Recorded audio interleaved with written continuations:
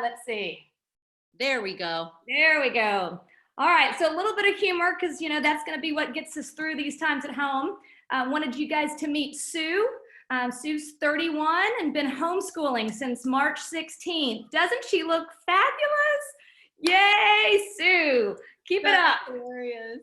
She has been homeschooling since March 16th. Every time I see that, it just makes me chuckle. I know a lot of you guys are stuck at home with we call them tiny terrorists or new bosses, and that's really a tough way to work through this. So for you guys who are homeschooling, my heart goes out to you.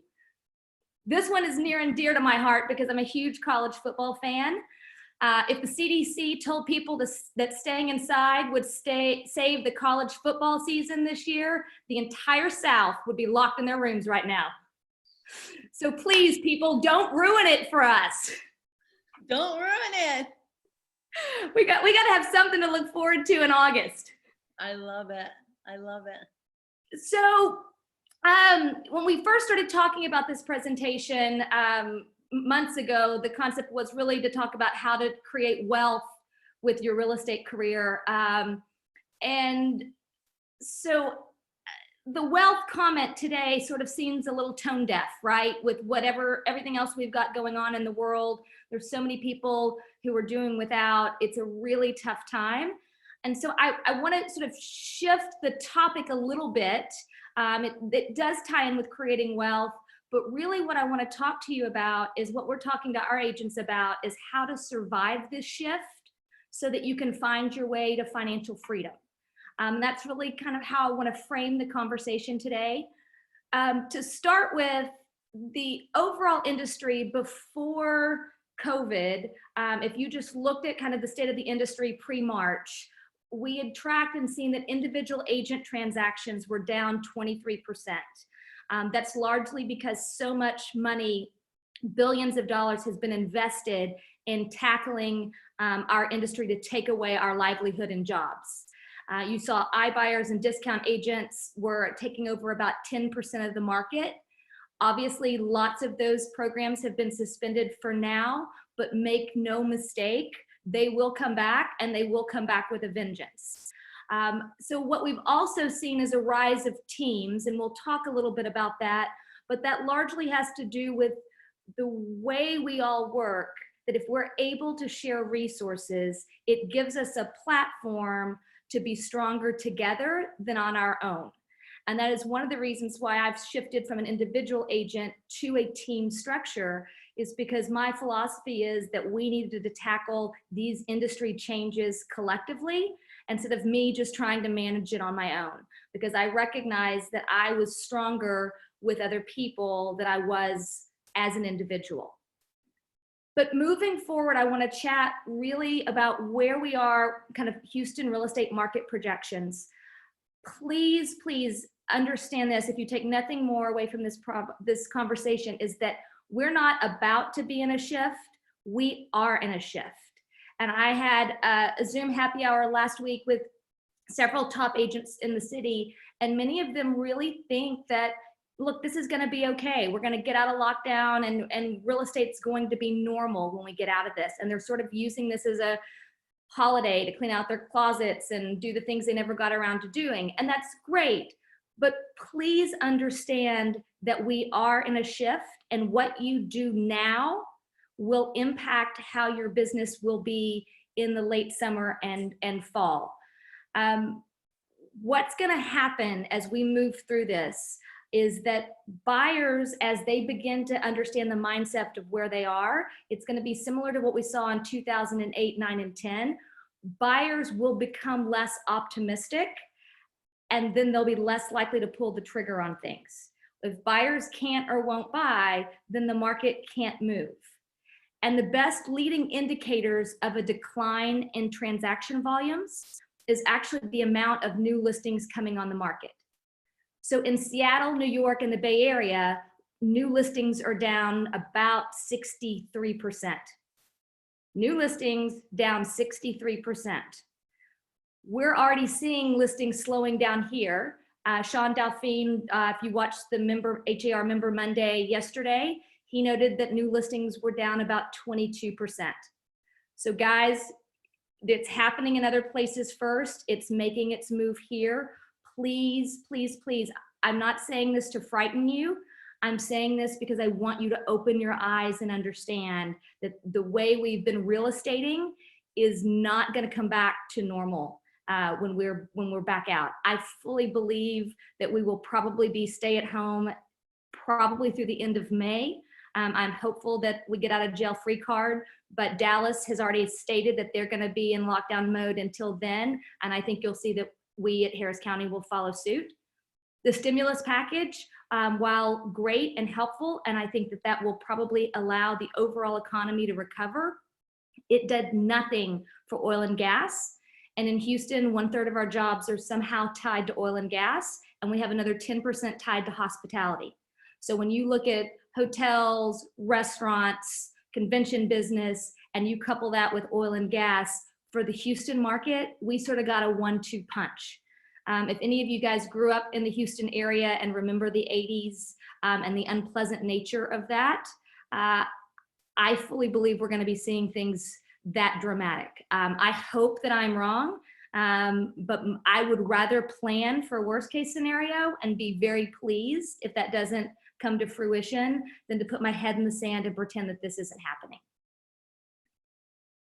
I say all that because when we start talking about financial freedom, there's a path to that. And it starts with, you have to love this job, because this job, as hard as it was before COVID, is going to be even harder moving forward.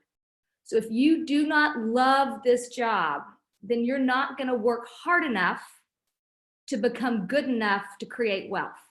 That's good. So let me give you an example. Kobe Bryant, man, what a legend. What a life, what a legend. He loved his job so much that he outworked all of his competitors. He's trained harder because he would then become better than they were, and he became a legend. If you think just being an agent is going to be enough to get you to a financial freedom perspective, it won't. You're going to have to make changes in how you do your business fundamentally and how you run your job as a business. Michelle was very clear that, you know, we're business owners and we have to treat our business as owners and look at that from that perspective and be willing to make some choices. Yes. The short version is, take some time this week, evaluate your passion. Make sure that you're committed to this career, because it's going to get hard. And when you then say, yes, I am passionate enough about helping people and their home needs, then be committed to stay in this for the long term, because that's the only way to financial freedom. I will tell you, my first year in real estate, I sold one house. One house. That's it. Last year, we did well over 150 units. I've been doing it for a long time. I didn't get to 150 plus units immediately. It took me very long time of figuring this out, but because I was willing to work every day to be better than the day before, it grew to a compound effect. And I want us to start understanding what the compound effect is, because that's going to play into how we talk through things. So there's going to be 3 phases to how you get to this financial freedom. One, obviously, is making money. I come from a background where we don't really like to talk about money because it's just not what you do. There is no shame in talking about making money. I mean, it's why we all go to work. I don't know a whole lot of people who go to work just because it's fun. Yes, it is fun, but that's not the only reason. And so we want to understand why and how we make money. But before we talk about that, I want to talk about Ben Franklin. Benjamin Franklin, please tell me that you've heard of him. If you haven't, then maybe read about him on Wikipedia. When he was a young man, he discovered that he was on the wrong track, living the wrong kind of life, running with the wrong kind of people, doing the wrong kind of things. And he recognized one day that that wasn't the life that he wanted to live. So he established 13 virtues for himself that he said, if I could master those virtues, they would lead him to a better life. So he created this spreadsheet of the virtues. And the virtues are things like temperance and silence and order, things maybe that we wouldn't necessarily think of today, but he put them on a spreadsheet and had it tracked every day with a calendar. And every time he committed a violation of that virtue, he would make a mark. Wow. Because then it would allow him to track and see his success and mastery over time. But he didn't just try to master them all at once. I think we all think that, oh, we're going to have lofty goals and we're going to have 13 goals. Well, he did have 13 goals, but he didn't attack 13 goals all at once. He started with the first one. And then when he mastered that one, he had a habit. And then he moved to the second one. And then he had a habit. And he moved on and on and on. And he tracked his virtues. And essentially, it became a compound effect because he got better each day by doing the work.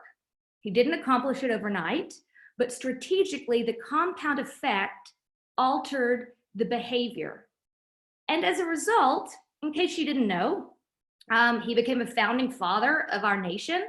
He helped draft the Declaration of Independence. He published the Almanac, which is still used today. He was an inventor of bifocals and the rocking chair, among many other things. And he founded one of the Ivy League schools, the University of Pennsylvania.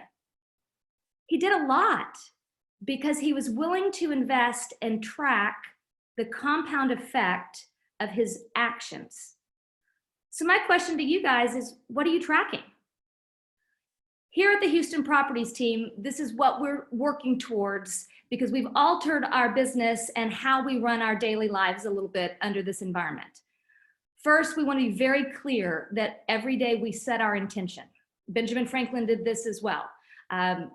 Get up early, give thanks, write out your to-do list, and then plan your calendar and evaluate your day. All of those intentions are important and we have to do those. But then we also have to do the work. The best laid plans without actions will lead to nothing. What if Kobe Bryant said, man, I'm gonna practice a lot today, and then he didn't do it? Do you think he would have been the basketball player that he became in the height of his career? Absolutely not. Want to make sure that you guys are taking time to do the work, especially as we're in stay at home. For us, that means we're reviewing our leads and our contacts. We are practicing our scripts on a regular basis. We are dedicating time to learn. As agents, this is a great time to enhance your education, doing the things that you never got around to doing when you didn't have the time.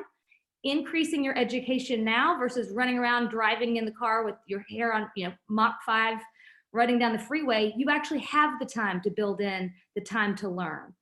And then we are making sure that we are contacting our clients and making calls on a regular basis. For our organization, our agents are making 20 calls a day because we know that staying in touch with people right now is more important. And we're not having calls that say, hey, you want to buy or sell real estate? Did you lose your job? You want to talk about this? Our calls right now are simply, I just want to know how you're doing.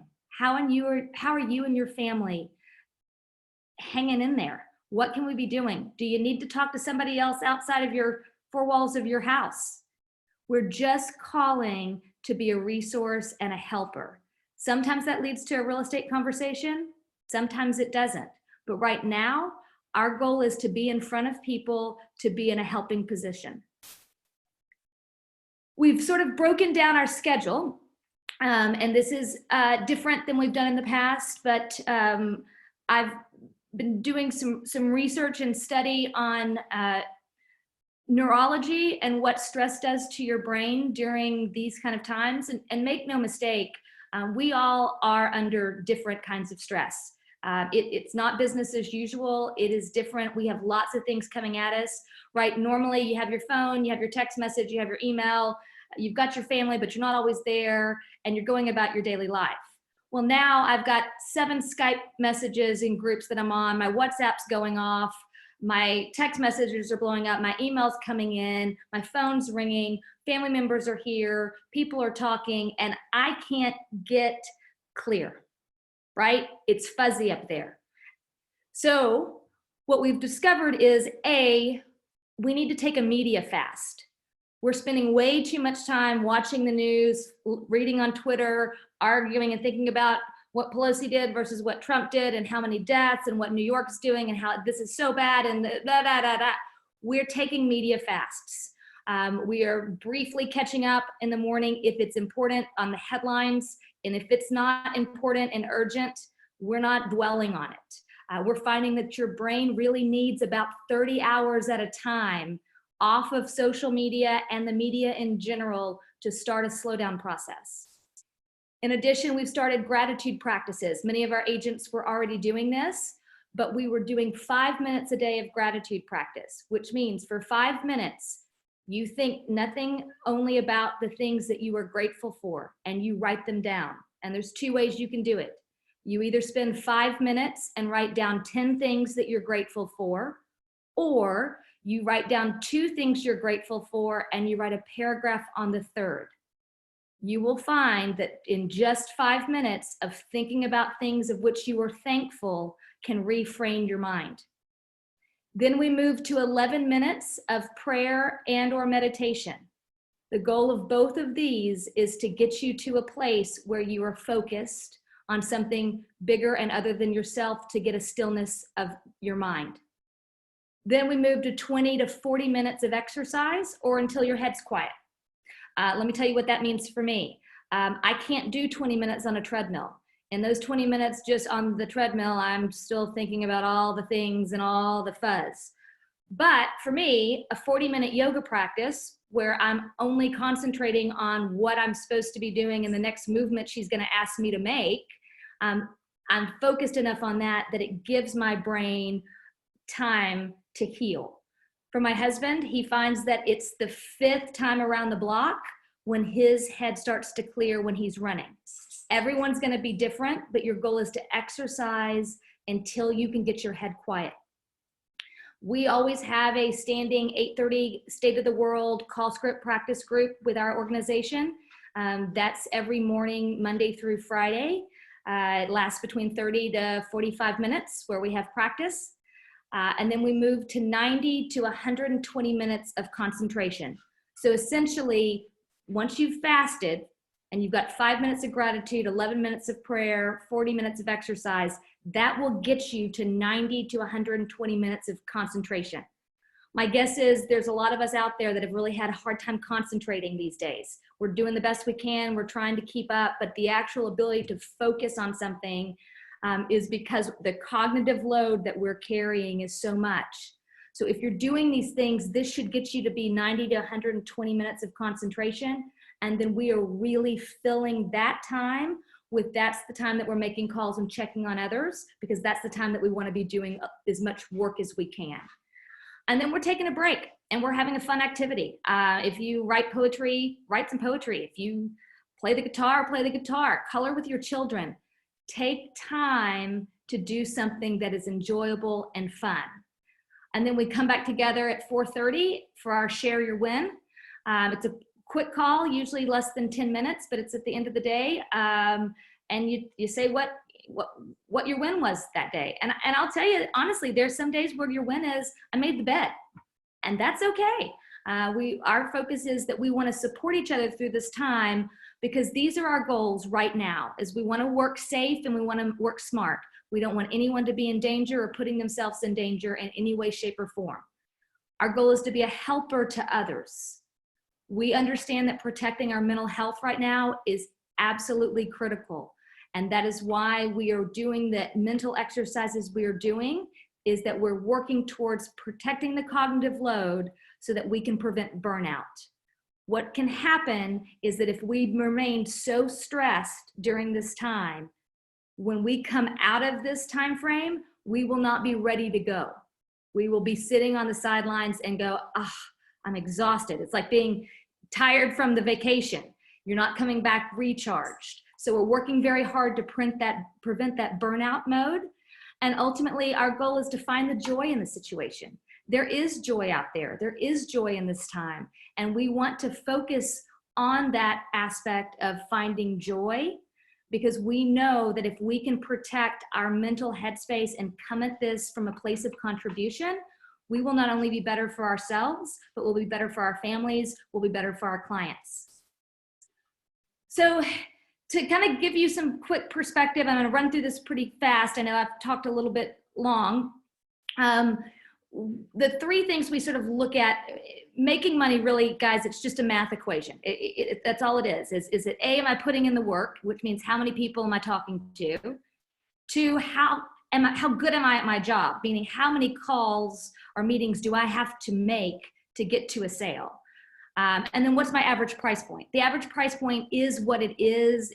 That's not a statement of how good of an agent you are. It has to do with what's the market that you work.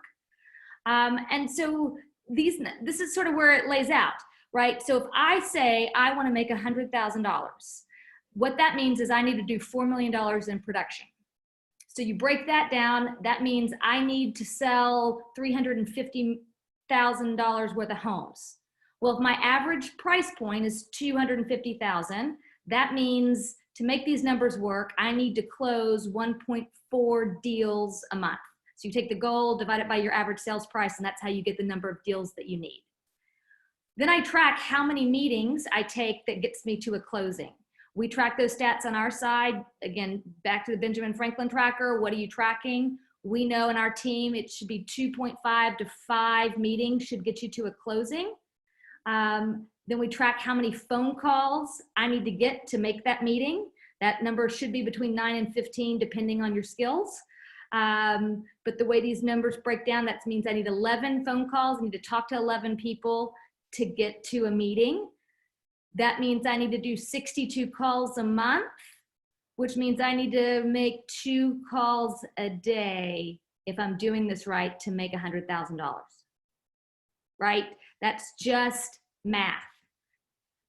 So when you start looking at who you're calling, be tracking what you are. What we find is that if I am calling people, but I'm not able to get those people to a meeting, it means I'm weak on the phone and I need to be practicing my phone scripts. And that's where I need to be focusing my education.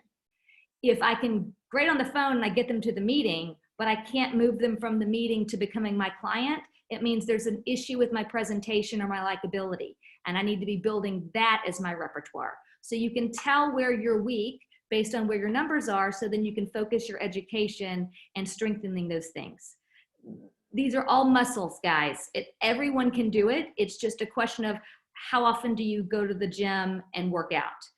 Rome wasn't built in a day. Benjamin Franklin didn't become the master that he was in a day. It started because he was willing to do one thing and practice every day. Where I really want to spend some time, guys, is talking about the importance of cutting expenses. Business is not going to be normal. This is going to be a down year in real estate. We have had a shift. And I want to tell you right now, if you have debt, please, please get out of it. If we're all dealing with lower salaries and lower incomes, and that's going to happen, and that's okay, what you don't want to be is a slave to debt. It's incredibly important in this time. This will crush your soul. And I would be remiss if I did not beg you to work your way out of your debt, specifically your high interest debt, your revolving credit debt. Those are your credit cards where you're looking at 12, 15, 20% interest. Let me kind of give you, again, just a math equation. Say you have $50,000 in credit card or retail refinancing debt, okay? That your interest on that's probably somewhere around 20%, just given how those vultures work. That means you are paying those guys $10,000 a year in addition, and assuming that you're paying $1,000 a month towards that debt to get it off, that means you've paid in 12 grand. They've kept 10, and only 2K has gone to the $50,000 in debt, which means your number's still 48. That's pretty big. That's pretty big. I would much rather see you investing that 12K a year in yourself and in your business and in your 401ks than investing in the credit card company's pockets. Find ways to consolidate and reduce that debt, because you are going to need to cut your expenses, both in your household and your business. And we're going to talk about that here in a second.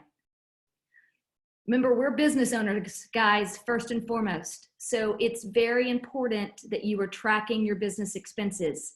If you aren't, you want to find out what those are right now, and you want to cut the cost where you can. We've talked to our team about it. I've talked to our agents about it. Use free and shared resources. Focus on how you can maximize your profit. If you're buying leads, don't spend more than 30% of what you've got coming in on buying leads. And candidly, right now, I'd be very cautious about buying leads, given the fact that your expenses are going to be needing to be really streamlined. You shouldn't be spending more than 40% of what you bring in on running your business. So if you are spending on that commission check, 70% of that commission check on running your business expenses, you're running your business the wrong way. You have got to get those expenses into control, and you're going to have to start cutting them, guys. And I cannot say that any louder or more importantly than I'm saying it to you right now. I am deadly serious about this, because we are in a shift. And if you will get ahead of the game, you and your family will be in a much better position coming out of this. In your home life, the general rule of thumb is, of your take-home pay, of what you bring in yourself after you've run your business, 50% of what you bring in needs to go to your needs, your housing, transportation, insurance, groceries. 30% goes towards your wants. 20% goes to your financial future, building up savings and paying down debt. I would challenge you right now, your 30% of wants needs to go away from the budget. Streamline, tighten your belt. If you've got extra, that's great. Put that more into building up your savings and paying down your debt. And if you can squeeze the 50% down of your household needs, do it. Review your credit card bills. I had a girlfriend that went through her credit card bills the other day, discovered 3 months ago somebody spent $1,000 on her credit card that she didn't pay attention to and didn't notice. She was able to call the credit card company. They were gracious enough to work with her. She's going to get that money back. But we're not tracking our spending well enough, and it's real easy for somebody else to take that credit card and do something else with it, even in small numbers. And small numbers is how you create big numbers. So every dollar will matter. Pay off the revolving credit as you can. What we've done personally in our house is we've canceled all our credit cards. The reason we did that is because we weren't really clear on what we had recurring costs coming and hitting our card each month. And so now we'll find out. And maybe that magazine subscription that comes once a year that I forgot about, that I ordered at Christmas, I probably don't really need. So let's not pay for that. It allows us to then say, okay, yes, I do need to pay my HAR dues. Yes, I do need to pay my Keller Williams bill. But there are a lot of other things that I've got on recurring costs that I don't need right now. And so use that as an excuse to get rid of that. If you've got a home loan or high car payments, work to review those and streamline that down. Interest rates are low. It's a great time to refinance. Some of the car companies are offering some really interesting deals. Pay attention to that. And then ultimately renegotiate recurring costs that you have, your cell phone, your cable, your electricity, your insurance. I was talking with my parents about this. Guys, streamline some things. They have a cable bill at their second home that they don't use that often. So my dad called and renegotiated his cable bill there to $9 a year. So they were paying $60 a month. So significant savings can happen if you're willing to spend the time doing it.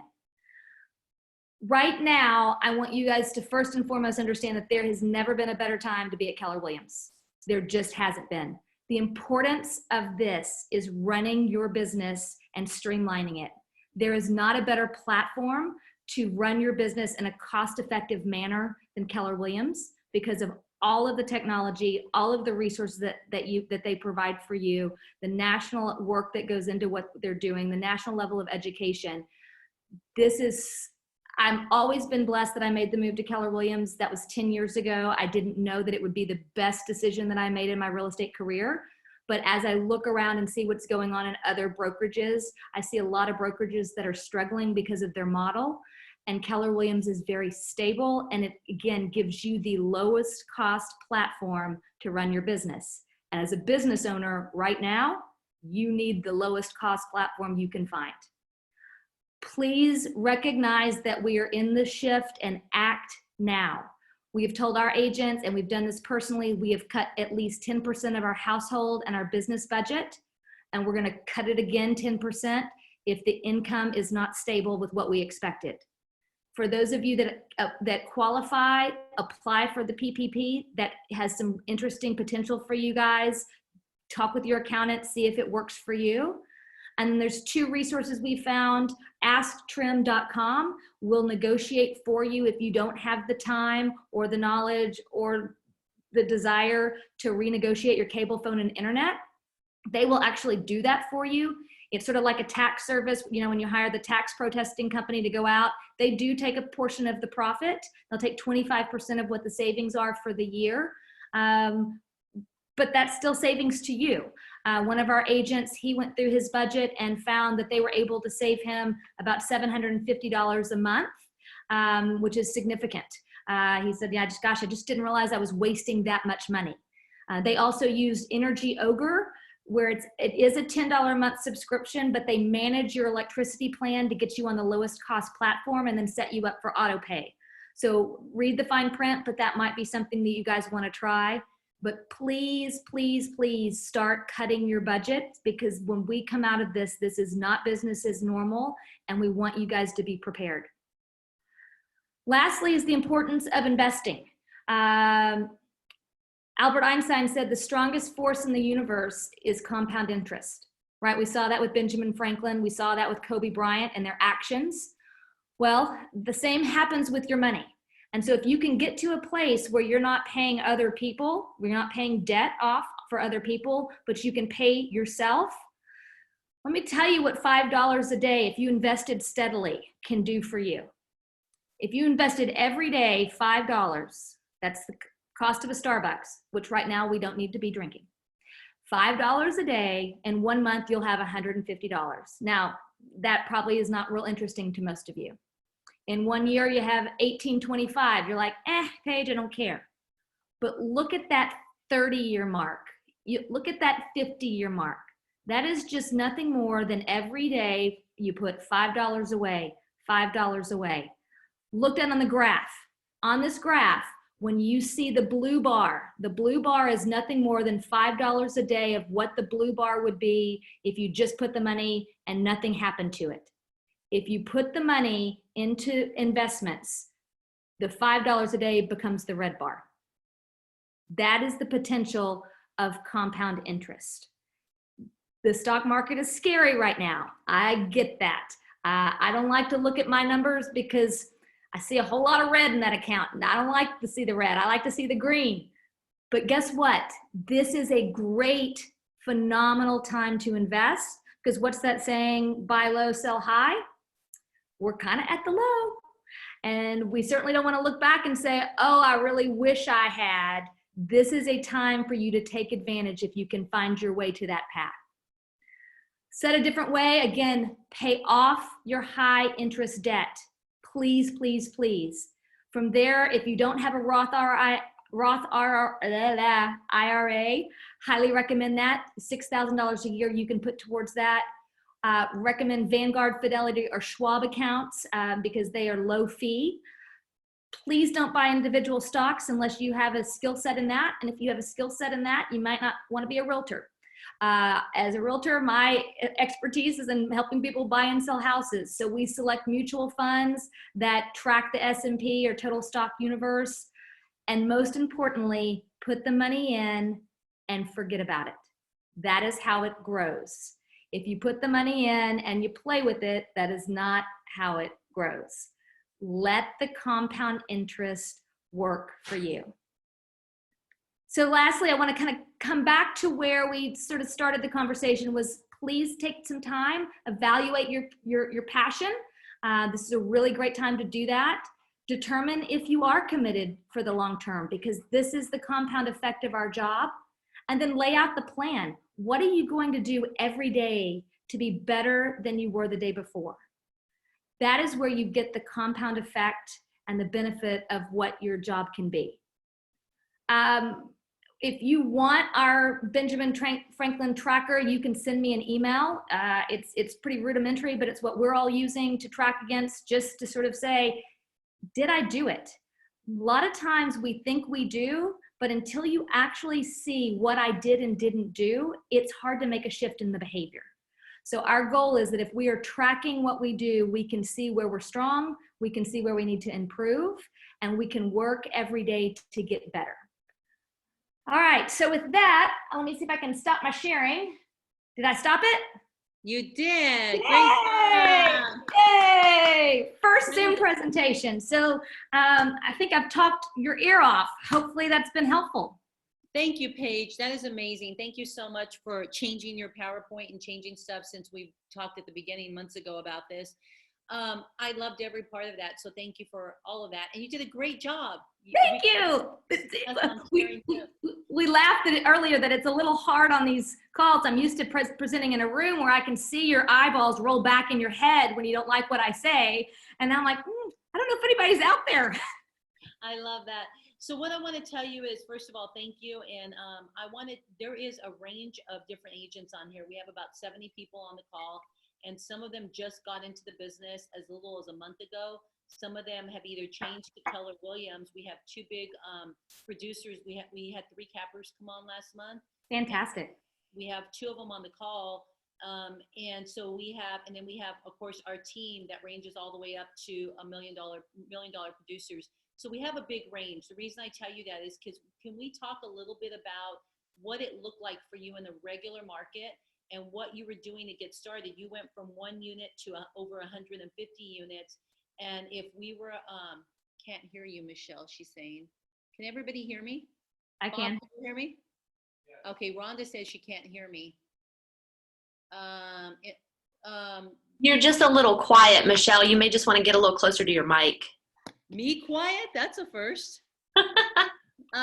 So what I want to kind of share is, how did you get from 1 to 150? If we can spend a couple minutes what you did and how you got started. And if you were doing it all over again, how would you do that? Okay. So when I got into the business, I didn't know I had no idea what I was doing. I thought, we'll just sell some houses and this would be fine. And I changed brokers several times. I started at a very small firm, then moved to a slightly larger but still small firm. Then I moved to Martha Turner's when it was still Martha Turner's before I moved to Keller Williams. So I had sort of layers. What I thought, mistakenly, is that I thought that if I aligned myself with the right broker, that they would give me business. I did not understand that I was responsible for my business. It never crossed my mind. I didn't come out of a sales background. I came out of a marketing background. I was an English major in college. So my mind doesn't do sales. It just doesn't. And so I changed brokerages because I was chasing a better deal, hoping that somebody would give me leads, right? If I went to Martha Turner, I'll get the sign calls from the $1 million properties and then my business will explode. Well, as it turned out, that was not true. But I didn't recognize that for a long time. And it wasn't until probably, let's see, 5 years into my career when I met another agent on a deal who happened to be a Keller Williams agent. And she said, Paige, you really ought to come to Keller Williams. I'm like, I'm not going over there. I'm not drinking the Kool-Aid. I'm not doing that. Forget it. I am successful and I get business because people want to do business with me because of my brand. And I thought that the brand mattered. So we made a deal and we said, okay, you track your business and I'll track mine. And at the end of the year, see where your business came from, who was responsible for it, and how much you paid into your office. So, because I'm a slow mover, so, okay, I'm gonna track my business. And I did. And so that year, I didn't work anybody else's open houses. I didn't work the phones from the office, no sign calls. I simply did my business. And at the end of the year, I said, okay, here's what my business was, which was about the same as the year before. And then I did the math and said, okay, if I did this business at Keller Williams, my take-home pay would have been blah. My take-home pay was this. Then I said, okay, if I'd been at Keller Williams, our office at the time, I would have paid into the office $22,000. I paid into my office $100,000 for the privilege of being there. Wow. Yeah. Yeah, because they don't cap, and they have, yeah. They don't cap. And so that for me, I said, even if I never improve my business, even if I never grow it, I will make $100,000 more just making the move. And what that showed me was I thought that and it was a mind shift for me. I thought that I was only relying on the brand and people were doing business with me because of the brand. And it was at that moment that I figured out that I was the brand. And moving to Keller Williams gave me the confidence, the resources, the strength to do it. And when I had the mind shift of it's me, then I also had the mind shift to say, I'm very confident in how I do and work with my clients, because if they don't want me, that's okay. I'm not the right agent for them. And that became my mindset moving forward. And I found that it was somewhat of a laws of attraction that I was able to grow my business from that. In addition, we worked very hard to build a database. That's important. You hear that over and over and over again. That's the compound effect of a database, guys. When I started, I had no one in my database. At this point, our database is over 20,000 people. So there are lots of resources. So when I'm saying our agents are making 20 calls a day, we got a lot of people to call because there's lots of people in there, but that's the compound effect. So you go from one house, and then each year I just slowly improve. But it was the understanding that people want to do business with me because they want to do business with me. Yep, I love that. That's great. Where do you tend to, and I know a lot of stuff, but I'm asking you so everybody else will know, do you tend to farm in one particular area, or do you tend to stay, I know you have a geographic area that you like to stay in? So originally I focused, I do believe in the importance of geographical expertise. As agents, competency is one of our core values. It's part of our code of ethics. We have to be competent in our job. And I think geographical specialty is part of competency, which means Paige Martin has no business driving to Huntsville, Texas, showing and selling property up there, because I don't know anything about it. I can't tell you if it's a good school. I can't tell you where to grocery shop. So what we found was historically, most of my business was inner loop and in the Memorial area, because that's where we office. But we found that people were coming to us with needs outside of what I geographically knew. So we found referral partners throughout the city who have joined our organization, so that when I have somebody who wants to see something in Fulshire and Katy, I hand it off to the specialist, because they know Katy and Fulshire. I know how to get there. But that's it. And I can't tell you which part flooded and which part didn't, and on which side of the street you need to stand under the street light to make sure that you're seeing the ghost dog walk down Main Street. I don't know those things. So our goal is to be geographical specialists. And so we're now able, with our organization, to work with more people than we have in the past, because what we found is that people wanted our standards. And so we're able to roll out and provide our standards to a broader audience. I love that. So one last question, because I want to give you a break before you get on with the LC. If the market was, if we weren't in a shift where we're in a normal market, and we're always in recovery or, growing and everything in a market, and you were starting over again, what are the one to three different things that you would do to say, I'm going to get going? I know what to do now in real estate. Is it door knocking? Is it building your database? I know it's lead generation, but what would it look like in the lead generation source? All right, so if I were to do this over again, I would have done a couple things differently. One, I would have found a partner or a mentor faster and tried to work to provide them leverage.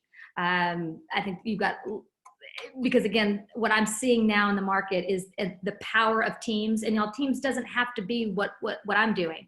It can be you and your best friend. It can be you and your husband. It can be you and 3 other people in the office, where maybe you find that your strength is writing contracts and keeping things organized for transactions, and somebody else, their strength is going out and winning the business. Well, this would be a really great time to partner those two, and where you share in the economics. I know that sounds strange, but some of the pie is better than none of the pie, right? And so I would have partnered with somebody sooner, so that I could have ramped up my education faster, because a lot of what you don't know that you don't know it until you go through some hard times and some transactions and figure some things out.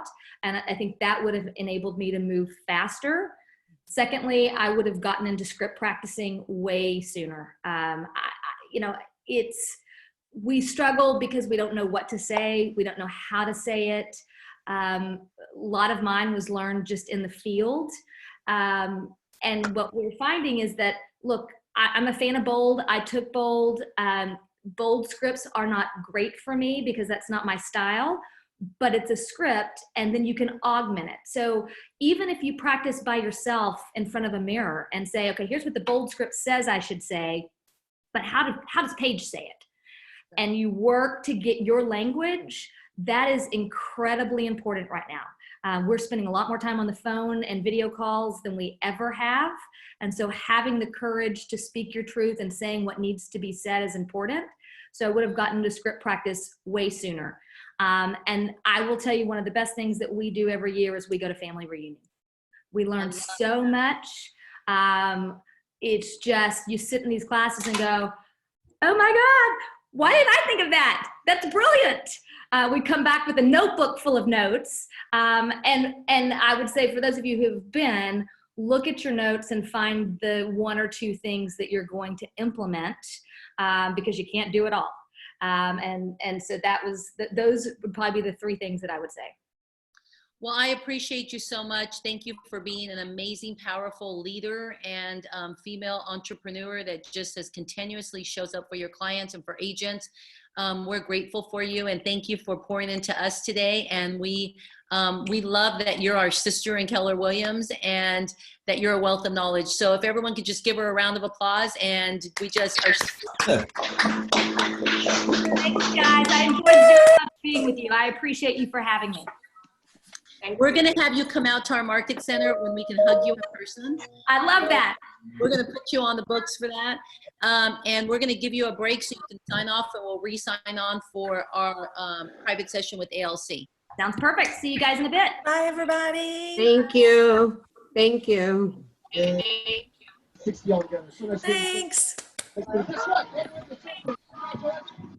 Bye all.